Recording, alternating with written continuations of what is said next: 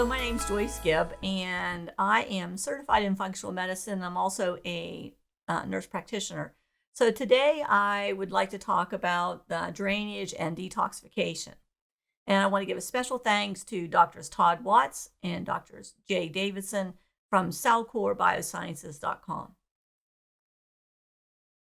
So when we talk about detoxification, we look at the drainage funnel. And you look at the funnel, the bottom of the drainage funnel is actually your colon, where the all the garbage basically is eliminated. And if you think about toxins from the air, from the food, from the water, and also toxins that your body makes from microbes, it can just drive you crazy. And you want to get all this stuff out of you like really fast.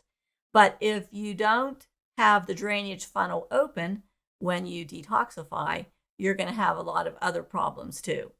So you look at your body as in detoxification, you look at the cells as the homes in a big, vast city, and your body's the city.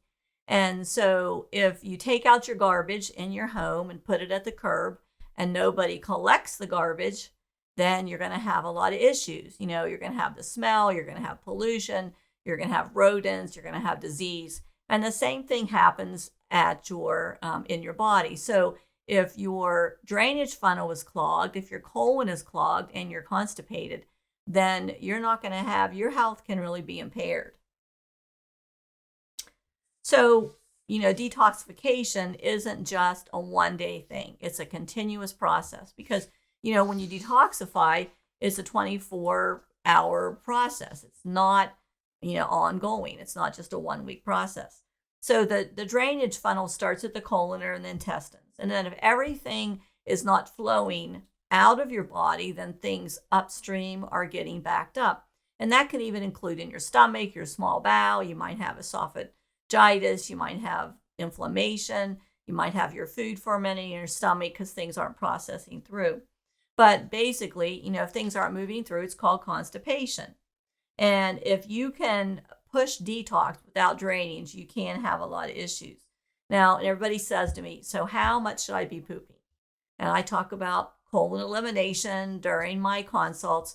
And one of the questions I say is, how often do you have a bowel movement? And they say, once a day, once every other day, once every 3 to 4 days. That is not right. So all those toxins that are left in your body actually can harm your health. So supporting the drainage is really important. So some things that we can do to support that are to take bowel moving herbs. Some of those herbs are aloe. It can be ginger. I like to use vitamin C as a flush, vitamin C powder as a flush, because it also pulls water and helps eliminate the colon. So the other things that you can do, you know, just supplementally, is you can consume plenty of fiber. Fiber bulks up your stools. You need to have at least 6 to 12 1/2 cup servings of vegetables a day. And you're like, wow, I am not getting nearly enough vegetables, which 90% of the population doesn't. Most people are getting 1 or 2, and maybe that would be lettuce on your burger from a fast food joint. Bioactive carbon is actually something that I use personally from Cellcore Biosciences, and it's made from natural extracts of fulvic and humic acid. And it binds toxins and helps them be eliminated. And that helps also to promote a healthy microbiome, which is a good bacteria in your gut. You should make sure you maintain regular physical activity. One of the things that I used to always say is, you've never seen a constipated runner. You know, when they're running in these, you know, marathons and things like that, it's, you just never see anybody being constipated. They usually have healthy bowel movements. Get plenty of water, stay hydrated. You should drink half your weight in water.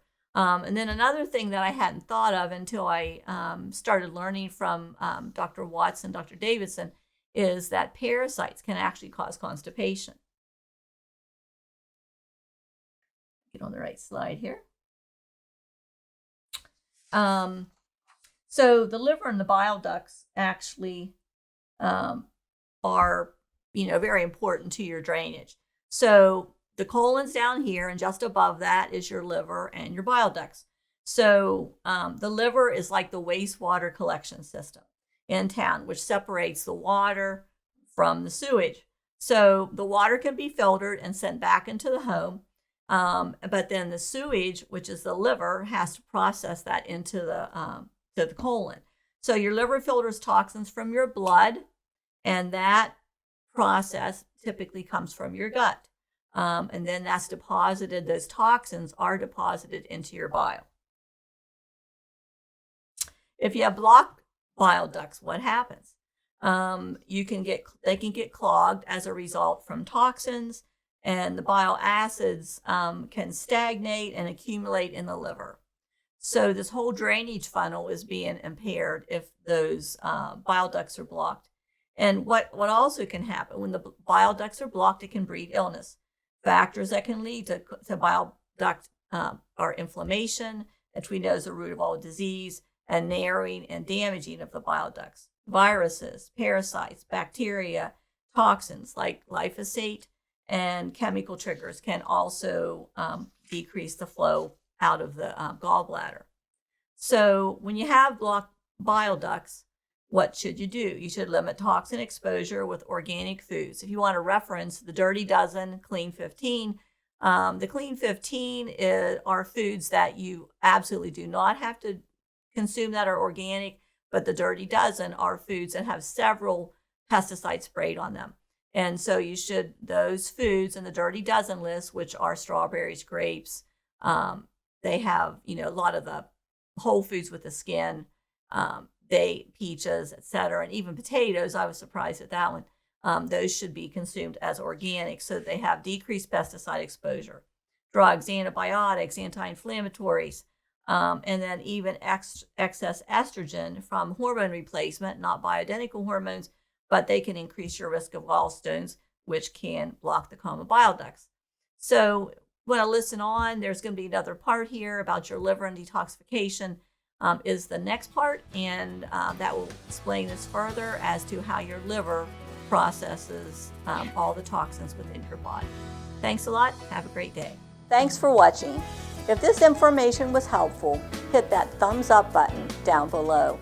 If you want more videos like this, hit the subscribe button down below, then ring the bell next to it.